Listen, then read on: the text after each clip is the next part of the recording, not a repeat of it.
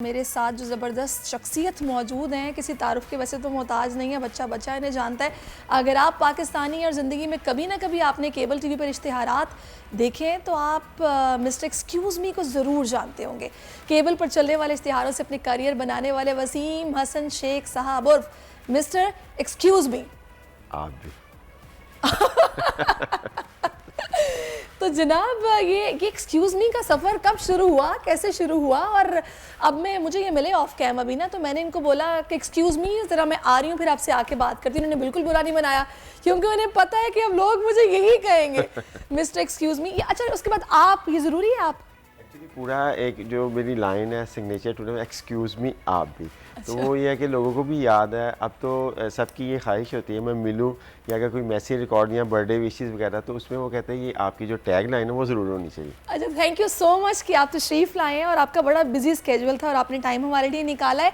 मुझे ये बताएं, जब आप कभी बाहर निकलते हैं फैमिली के साथ, कभी ऐसा हुआ है कि आप जा रहे हो, पीछे से आवाज़ है एक्सक्यूज़ मी?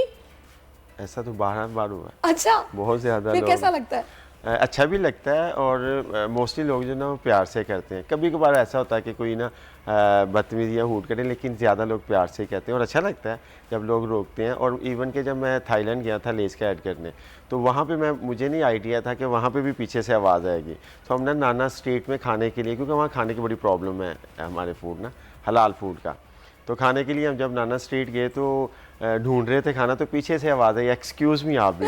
मैंने टर्न किया तो वो एक लड़का था, उसका होटल था, तो उसने कहा सर मैं आपका फ़ैन हूँ, मैं आपको देखता हूँ, मैं सरगोदा से हूँ पाकिस्तान से। तो उसने हैदर के नाम से ना वहाँ रेस्टोरेंट बनाया था, तो फिर हमें ले गया वहाँ पे। उसने कहा सर खाने का इशू नहीं है, मैं हलाल फूड है हमारा, तो आप आएँ। तो फिर मैं वहाँ पे स्टे था कोई 2-3 दिन ना, स्पेशल वहाँ जाते रहे हम खाना खाने। अच्छा। तो वो मेरे लिए था कि मुझे नहीं आइडिया था कि वहाँ पे भी पीछे से आवाज़ आ जाएगी। अच्छा, पीछे से आवाज़ आ जाएगी।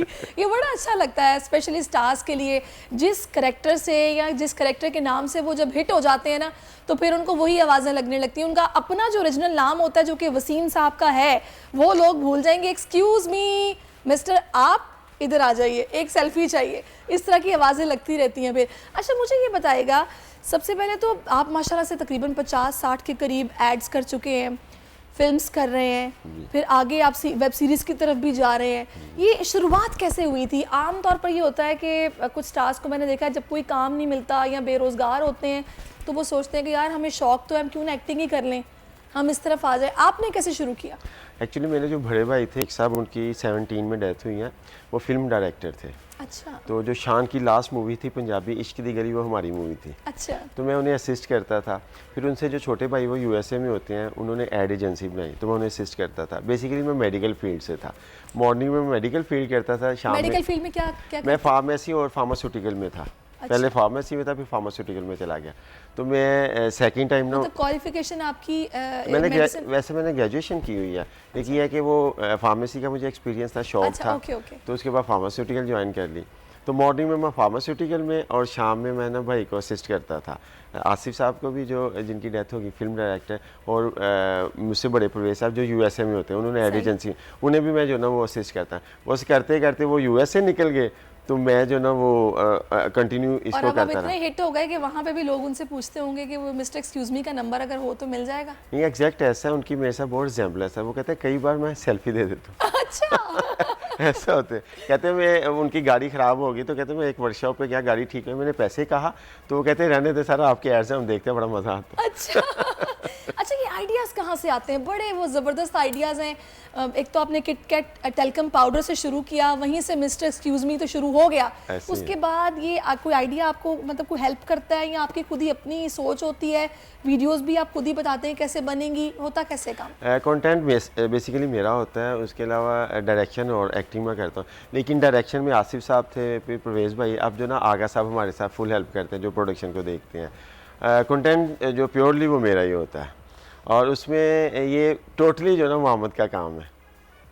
जैसे ही कोई प्रोडक्ट या प्रोजेक्ट आता है, मैं उसके आजू बाजू में सोचता हूँ, तो मुझे हमेशा से शौक रहा कि कुछ डिफरेंट करने का। अच्छा। तो देखिए मैंने अपने स्टाइल को डिफरेंट वे में किया, लोगों ने क्रिटिसाइज भी किया, बात भी की। अच्छा, लेकिन क्रिटिसिज्म को किस तरह लेते हैं? समटाइम गुस्सा तो नहीं आ जाता कि भाई मैं इतनी मेहनत करता हूँ, कंटेंट तैयार करता हूँ, इतनी मेहनत एक वीडियो बनने में कितना ज़ाहिर है, टाइम भी लगता है, तो ये कैसे जनाब ये इन्होंने बोल दिया कभी बुरा लगा है? हाँ होता है ऐसा, लेकिन ये है कि बहुत से लोगों से जो टेक्निकल भी है मैं उनसे रीज़न पूछता हूँ कि कोई ऐसी बात मुझे बताए कि मैं ना इसको बेहतर करूँ, लेकिन सब लोग कहते हो नहीं फॉरवर्ड मैसेज ही प्रमोट कर रहे हैं, आप बिल्कुल ठीक है, हम क्या बताएं इसमें, तो मैं फिर खामोश हो जाता हूँ।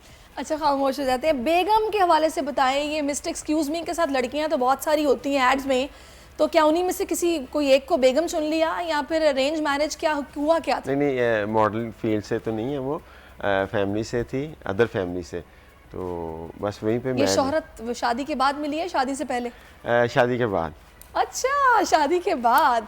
चले जी, और आपके माशाल्लाह बच्चे भी हैं दो? जी माशाल्लाह, दो, एक बेटा एक बेटी है। तो बेगम को कैसा लगता है जब रास्ते में आवाज़ आती है एक्सक्यूज़ मी?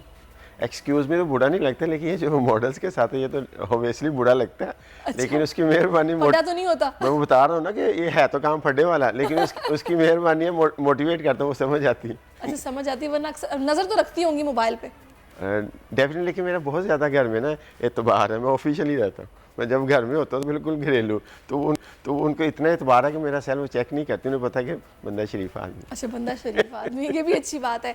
अच्छा, बड़ा ये आपकी मोटिवेशनल मतलब स्टोरी है, जाहिर है मेहनत है, फिर उसके बाद बहुत सारे लोग जो कि इस वक्त डिग्रीज तो उनके पास हैं लेकिन वो चाहते हैं कि उनके पास भी फेम आ जाए, वो भी पैसा कमाएं, पैसा बनाएं, और सोशल मीडिया का प्लेटफॉर्म तो वैसा मिल गया है कि हर कोई ये कोशिश करता है कि हमें कोई ऐसी इंस्पायरिंग स्टोरी मिले कि जिसको देख के फिर हम जनाब उसी तरह कोशिश करें और आगे बढ़ें। वसीम, हम लोग सब तालियां तो बजाते हैं कि क्या बात, क्या ज़बरदस्त काम आप कर रहे हैं, लेकिन उसके पीछे जो स्ट्रगल होती है या वो हार्ड टाइम जो कि सिर्फ आपने देखा होगा, लोगों को उसका नहीं पता, मैं चाहूँगी उसके बारे में बताइए, क्योंकि 31 दिसंबर 2021 में आपकी मदर की डेथ हो गई थी, जिसके बाद 1 साल आपने काम नहीं किया, फिर आपने उसके बाद काम दोबारा शुरू किया। लोगों का रवैया क्या रहा उस दौरान आपके साथ? मैंने 2022 बहुत स्ट्रेस में गुजारा है, बड़ी परेशानी में, क्योंकि मेरी मदर के साथ बहुत ज़्यादा थी। मैंने अक्सर इंटरव्यूज़ में बताया कि ये जो इतना फेम सब कुछ है ये अल्लाह पाक के करम के बाद मेरी माँ जी की दुआएं हैं, तो उनके जाने के बाद मुझे फ़ील हुआ कि कुछ कमी हुई है लाइफ में, और मैंने इतना स्ट्रेस छोड़ के उसी दौरान मैंने एक कैफ़े डिज़ाइन किया, वो एक नालायक लोगों के साथ, उसका मुझे लॉस हुआ। ऑफिस जहाँ था हमारा वो बिल्डिंग जो ना वो डिमोलिश हो गई, तो उधर से मदर की डेथ हो गई। मैं मतलब समझे फाइनेंशियली काम के इमोशनल हर तरह से क्राइसिस में डाउन हो गया, और मैं स्ट्रेस बहुत ज़्यादा था। प्रोजेक्ट 1-2 मैंने किए, आए भी, लेकिन वो अंदर से वो इनर साइड से निकल नहीं रही थी, क्योंकि मेरा आपको पता काम डिफरेंट होता है। तो बहुत से लोग मुझे मैसेजेस कहते भी थे, मैं कहता यार अभी अंदर से बात बन नहीं रही, तो मैं कैसे करूँ। तो वो चेहरे भी सामने आए जिन्होंने मुझे, जब मैं फेम और सारी हर चीज़ सेट थी, तो वो वाह, उनसे जब मुझे ज़रूरत पड़ी तो उन्होंने भी बताया कि असल चेहरा क्या है।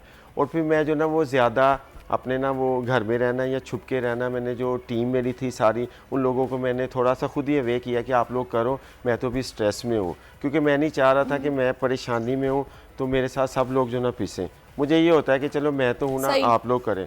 तो उस दौरान मुझे पता चला कि जब आपकी किसी को आपकी ज़रूरत होती है तो ओके, जब आपको ज़रूरत पड़ती है तो कोई क्या करता है, तो वो चेहरे बहुत सामने आए। बिल्कुल ऐसा होता है, और इंसान को और पता फिर चलता मैंने है। 2022 से 1 जनवरी को मैंने ट्राइब्यूट की मदर को जन्नत से ऊपर फिल्म, उसके बाद फिर दोबारा से काम स्टार्ट किया। अब अल्हम्दुलिल्लाह मैं दोबारा वार्म आपने अप हो ट्रिब्यूट गया। पेश किया और वो काम कर गया, माशाल्लाह। ये आपकी माँ जी की दुआएं होंगी ऊपर से।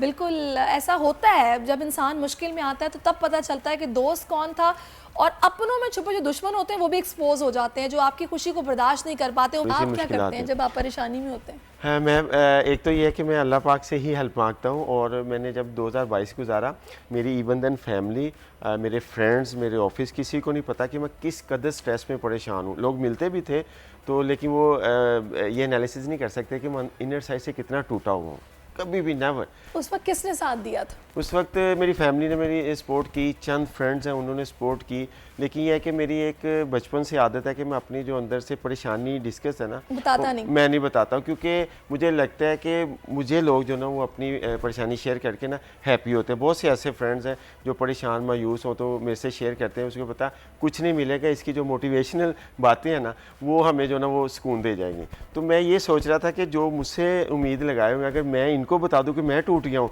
तो वो तो बहुत ज़्यादा परेशान हो जाएंगे। तो ये भी एक फैक्ट था। और दूसरा जो ना वो मैं अपनी अंदर की परेशानी किसी से अच्छा, शेयर वैसे ही नहीं मुझे करता। लगता है कि एक्सप्रेस करना चाहिए, अपने अंदर रखना नहीं चाहिए। और अगर ख़ास तौर पे वो लोग जो दूसरों के चेहरे पर मुस्कुराहट बिखेरते हैं, बिल्कुल वो ये सोच के परेशान होते हैं कि भाई पता नहीं ये इनको अगर मैंने ऐसा कुछ बताया तो ये कैसा फील करेंगे, लेकिन कोई ना कोई एक ऐसा ज़रूर होना चाहिए। एग्जैक्ट ऐसे। और ये फर्स्ट आपके शो में मैंने ये बताया कि मैं बहुत स्ट्रेस में था, लेकिन फाइनेंशियली क्राइसिस और ये सारा मैंने फर्स्ट टाइम शेयर किया।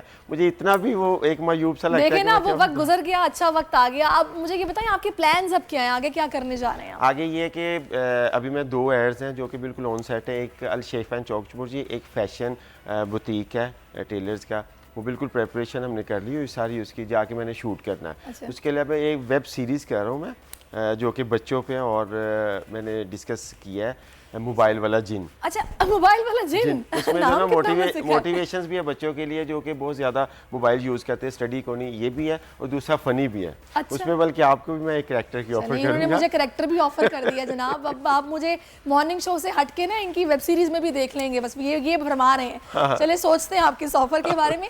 मुझे ये बताइएगा, अभी वसीम के अब ये जो छोटे दुकानदार होते हैं इनके पास तो इतने पैसे भी नहीं होते हैं। अगर आप इनको प्रमोट करते हैं कि किसी प्रोडक्ट को प्रमोट करते हैं तो बजट आप लोगों का क्या होता है, कैसे मैनेज करते हैं, क्या होता क्या है? बिल्कुल, ये हर बंदा, सभी तो नहीं लेकिन ऑलमोस्ट कोई 50 to 60% लोग जो ना वो वायरल प्रोडक्ट या अच्छा प्रोजेक्ट करना चाह रहे हैं, लेकिन उन्हें कोई ऐसे लोग नहीं मिलते। मेरे साथ एक्सपीरियंस हुआ है, जब उनसे मीटिंग हुई सारा तो वो लो बजट के थे, लेकिन उन्होंने अच्छा बजट पे भी किया, उन्होंने किया। लेकिन वो कह रहे थे हम चाह रहे थे हम करना, लेकिन हमें आगे कोई मोटिवेट तो करे ना।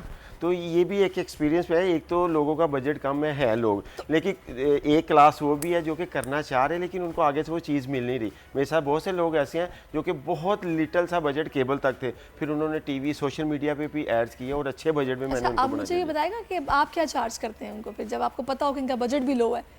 मैं 100,000 लेता हूँ। अच्छा। जो ये दुकानदार और छोटे इन सब से। तो ये वो लोग थे जो कहते थे हम 20-25 हज़ार रुपये में अच्छा, ऐड अगर वो 100 मतलब पूरे उस कंटेंट का या फिर सिर्फ अपना? उसमें डिफरेंट होता है। सम टाइम हम अगर जिंगल करवाते हैं वो अलग से होता है, उसमें यह है कि प्रोडक्शन का और फिर मेरे चार्जेस अलग से होते हैं, इस तरह आजू बाजू।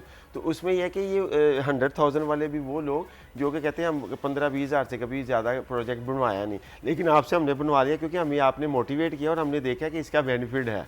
तो बहुत से ऐसे ब्रांड्स हैं जो कि ज़ीरो से मैंने उनको किया, करने वाली तो अल्लाह पाक की ज़ात है, लेकिन मैंने कोशिश की तो अब वो हिट है और उन्होंने काफ़ी ब्रांचेस बना ली हैं। अच्छा, और अच्छा खासा वो जो तो मुझे ये बताइएगा, वो दुकानदार या वो इन्वेस्टर्स जो अभी सोच रहे हैं कि उनको कुछ थोड़ा सा प्रमोट करना है, वो आपसे अगर कांटेक्ट करना चाहें तो लो बजट वाला अगर कोई है तो फिर कितने में काम हो जाएगा उसका? बिल्कुल, वो जैसे क्वेरीज आएगी हम उसको करेंगे। फिर दूसरा ये कि हमारे पास ये भी डिपेंड करता है कि वीडियो किस तरह की होगी, क्या इक्विपमेंट चाहिए, बिल्कुल उस लिहाज से। एग्जैक्ट ऐसे। अभी मुझे यहीं पे 2-3 न्यू क्लाइंट्स की भी कॉल आई है, तो उनसे भी डिस्कस हुई, मीटिंग करनी है मैंने जाके। तो हम देखते हैं, सबसे पहले ये एनालिसिस निकालते कि ये क्लाइंट को जब क्या आप देना है। कंटेंट रेडी करते हैं तो फिर आपके जहन में सबसे पहले जो आपकी टारगेट ऑडियंस होती है वो क्या, कौन से लोग होते हैं? मेरी होल पब्लिक होती है, क्योंकि मैंने देखना होता है बच्चों को भी, यंग जनरेशन और बूढ़ों को भी, क्योंकि मेरे कंटेंट में सबसे जो पॉजिटिव वो ये होता है कि वल्गैरिटी नहीं होती। Vulgarity। नहीं तो आप देखिए सोशल मीडिया पे फेम लेने के लिए लोग पता नहीं क्या क्या कर रहे हैं,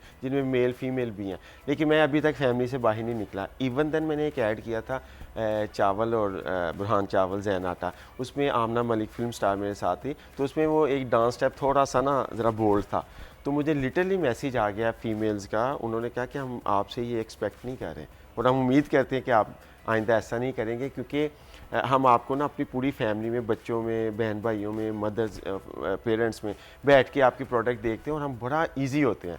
तो ये थोड़ा मुझे वल्गर लगा और मैं और कॉन्शियस हो गया, क्योंकि फैमिली आर्टिस्ट बनना सबसे मुश्किल है। वैसे आप कुछ भी ऊट पटांग करें, एक हफ्ते का फेम तो मिल इसका जाएगा। मतलब ये है कि लो बजट के अंदर क्रिएटिविटी के साथ कुछ नया सोच कर लेके आना, इसको कहते हैं ब्लू ओशन स्ट्रेटेजी, जिस पर काम कर रहे हैं इस वक्त वसीम साहब, और इन्होंने टारगेट किया हुआ है अपनी ऑडियंस को और बड़े ज़बरदस्त एड्स बना रहे हैं जिनमें वल्गैरिटी भी नहीं है, मैसेज भी है, प्रमोशन भी है। यही वजह है कि इनको कॉल्स पे कॉल्स आ रही हैं मुझे, लेकिन उन्होंने ऑफ़र दे दी है मोबाइल वाला जिन।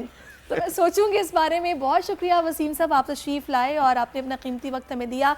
मज़ीद कामयाब हो, इसी तरह काम करते रहें, लोगों के दिल खुश करते रहें।